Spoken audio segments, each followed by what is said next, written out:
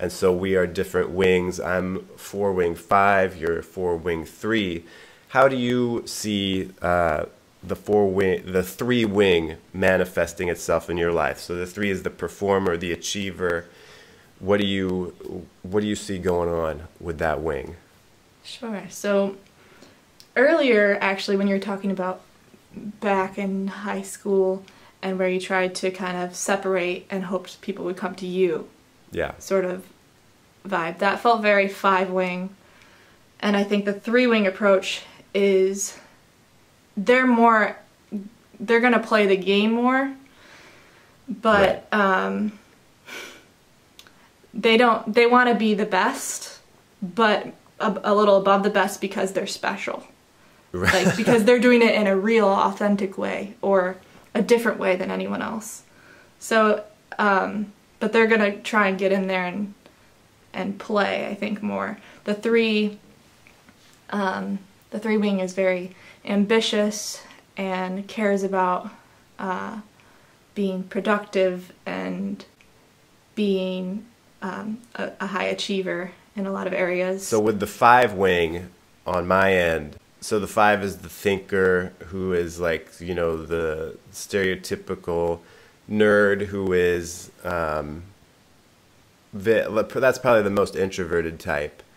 And they want to just kind of like be alone to think about stuff. And yeah, I feel like that's pretty strong in me, to the point where when some other of my friends who learned about the Enneagram, they thought I was a 5. And I was like, no way. I'm not smart enough to be a 5. Like, I'm very analytical, but I don't think it's quite in the core, the forefront of your sharp. It's not like in the sharp 5 way. It's more of like in the hazy, you know, nebulous 4 way. Yeah, the 4 way. So yeah, I feel like it might be misleading to people because they see me on YouTube, but I'm way more introverted in real life than I come across on YouTube. So definitely between those 2 wings, the 5 is the more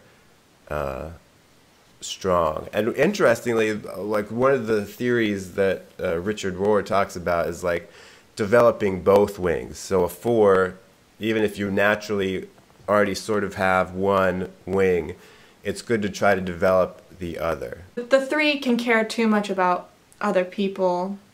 Oh, yeah. And the 5-wing kind of takes you back to like, okay, let's do some research, let's trust in what I know. Right. And I think having that balance is important. So, yeah, I think it's, and on the other side, it's good for the 5-wing to kind of get out of your shell. And I've seen some of your 3-wing energy in your vloggings. Yeah, I'm starting to develop my wing, my 3-wing, so I can soar above the clouds. That's great thought on your last thought that I kind of forgot and I'm trying to find. It's also funny, a sub-thought to that thought. My friends will sometimes in story, if I'm telling them a story, they'll request the quick thought or the short version because I have a very lengthy, which I feel like it's a 4, which is why I'm bringing it up, because you find that certain details or parts of the story are important and they'll see, but sometimes they don't want that. So right, but it comes across as being loquacious, if you will. Oh, what is that word? I hope I'm using that word right.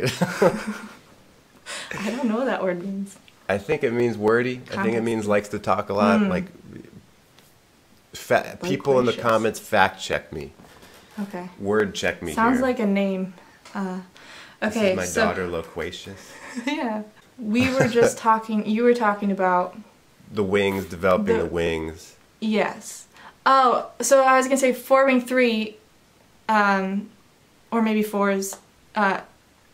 We kind of talked about this, but I think, so they care what people think, but they don't want to show that. So part of their identity is, I don't care what people think. I remember feeling like that was kind of me, like, I don't care what people think about me, and I have these quirks and throughout school and everything.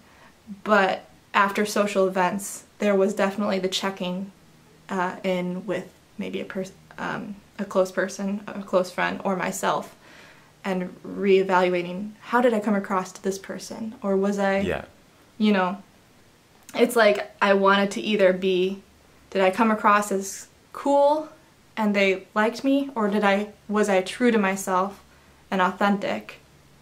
Both would be great, because then I would feel like I belonged and they liked me and I was true to myself.